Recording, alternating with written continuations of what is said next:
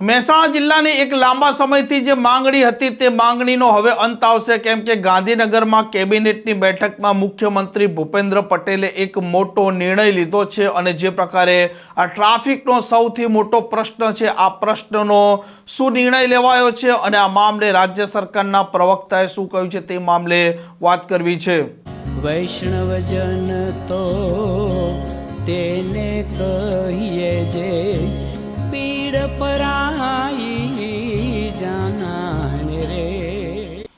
નમસ્કાર, આપ જોઈ રહ્યા છો નવજીવન ન્યૂઝ અને હું છું આપની સાથે તોફિક ગાંચી। મહેસાણા અમદાવાદ હાઈવે છે, આ હાઈવે પર સૌથી વધારે જે સમસ્યા છે તે સમસ્યા ટ્રાફિકની છે। અવારનવાર ત્યાંથી જે લોકો રોજબરોજ પસાર થાય છે તે તેની પીડા અને યાતના વેઠતા હોય છે અને આ મામલો રાજ્ય સરકારના ધ્યાને પણ આવ્યો હતો। આ મામલો મુખ્યમંત્રી ભૂપેન્દ્ર પટેલના ધ્યાને પણ આવ્યો હતો અને એક લાંબા સમયથી આ મામલે ચર્ચા વિચારણા ચાલતી હતી। રાજ્યના માર્ગ મકાન વિભાગ પણ આ મામલે કામ કરી રહ્યો હતો અને અંતે આજે ગાંધીનગરની કેબિનેટની બેઠકમાં મોટો નિર્ણય લેવાયો છે, જેમાં અડાલજથી બનવા જઈ રહ્યો છે મહેસાણા પાલાવાસણા જે 4 રસ્તા છે ત્યાં 8 માર્ગીય રસ્તો અને આ મામલે આજે કેબિનેટની જે બેઠક છે આ બેઠકમાં મંજૂરી પણ આપી દેવામાં આવી છે અને આ નવીન રસ્તો છે તે 51 કિલોમીટર આસપાસનો રહેશે। 8 માર્ગીય આ નવો રસ્તો બનવા જઈ રહ્યો છે અને આ મામલે રાજ્ય સરકારે પણ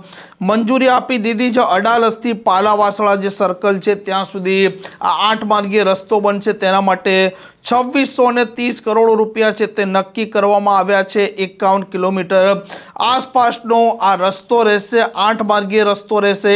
ટ્રાફિકનું જે ભારણ છે તે ચોક્કસપણે ભારણ ઘટશે અને આ 8 ફ્લાયઓવર બનવાના છે અને સાથે સાથે 8 સ્થળોએ અંડરપાસ પણ બનવાના છે, જેમાં શેઠથા, રાજપીપળા, બાસરિયાનો સમાવેશ થાય છે। સાથે અંડરબ્રિજ જે બનવાના છે તેમાં નંદાસણ અને ગણેશપુરાનો પણ સમાવેશ થાય છે અને આ મામલે કેબિનેટની બેઠક બાદ રાજ્ય સરકારના પ્રવક્તા મંત્રી જીતુ વાઘાણીએ પત્રકારોને શું કહ્યું છે તે પણ આપ સાંભળી શકો છો। માનનીય મુખ્યમંત્રી આપણે સૌ જાણીએ છીએ કે અમદાવાદ મહેસાણા રોડ જે પ્રકારે ટ્રાફિક વાળો છે, ત્યાંથી આબુ રોડ આપણે જઈએ છીએ, રાજસ્થાન જઈએ છીએ, ટુરિઝમ છે, વ્યાપાર છે, અવર જવર છે, એ વ્યાપારિક અને સામાજિક અને વ્યવસાયિક એ પ્રકારના રોડને અડચણો ખૂબ આવતી હતી। ત્યારે 51.6 કિલોમીટર અડાલજથી પાલાવાસણા સર્કલ મહેસાણા 2630 કરોડ રૂપિયાના ખર્ચે 8 માર્ગી બનાવવા માટેની માનનીય મુખ્યમંત્રીશ્રીએ મંજૂરી આપી છે। એમની પણ વિશદ ચર્ચાઓ થઈ કે એમના કારણે ટ્રાફિકનું ભારણ એ પણ ઘટશે। 4 માર્ગી રસ્તાને 8 માર્ગી બનાવવાના કારણે રસ્તાની બાજુમાં 7 મીટર પહોળો સર્વિસ રોડ પણ બનાવવામાં આવશે। એમાં વિશેષ 8 જેટલા ફ્લાયઓવર મુખ્યત્વે શેરથા ખાતે 2, રાજપુર, ભાસરિયા, જગુદણ, મેવડ ખાતે મળીને કુલ 6 નવા ફ્લાયઓવર, જ્યારે કલોલ, છત્રાલ ખાતે વધારાના 4 માર્ગી ફ્લાયઓવર જેનો સમાવેશ થાય છે। આ ઉપરાંત 8 સ્થળો ઉપર અંડરપાસ।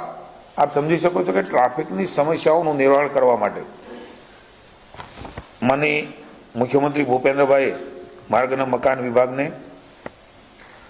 જે પ્રકારે પ્લાનિંગ કર્યું છે એ પ્રકારે શેરથા પાસે 2, ઇપો કલોલ પાસે 1, કલોલ શેર ખાતે 2, છત્રાલ પાસે 1 અને નંદાસણ અને ગણેશપુરા ખાતે 1 અંડરપાસ, એમ કુલ મળીને 8 અંડરપાસ બનશે। આરઓબી હયાત કલોલ જે છે, આરઓબીની બાજુમાં નવો વધારાનો 4 માર્ગી આરઓબી એ પણ ત્યાં બનવા જઈ રહ્યો છે। સંપૂર્ણ કામગીરી ખૂબ ઝડપથી પૂરી થઈ છે અને એમના કારણે ઉત્તર ગુજરાત મહેસાણા જિલ્લાની જે માંગ છે એ પણ સંતોષાય છે અને ઝડપથી સેફટીની રીતે ત્યાં આવન જવન થઈ શકશે, જેનાથી વિકાસની પણ શક્યતાઓ આ તમામ વિસ્તારમાં વધારે તકો પ્રાપ્ત થશે। આમ બહુ ઝડપી આ કામ ચાલુ થઈ જવાનું છે અને ટ્રાફિકનો જે ગંભીર પ્રશ્ન છે, ખાસ કરીને અમદાવાદ મહેસાણા હાઈવે પર, આ પ્રશ્નને લઈને જ રાજ્ય સરકારે આ એક મોટો નિર્ણય લીધો છે અને આવનારા દિવસોમાં પણ આ ટ્રાફિકનું નિરાકરણ છે તે ઝડપી આવી જવાનું છે તેવી શક્યતા છે. આ પ્રકારના સમાચાર માટે નવજીવન ન્યૂઝ ચેનલ સાથે જોડાયેલા રહો. નમસ્કાર.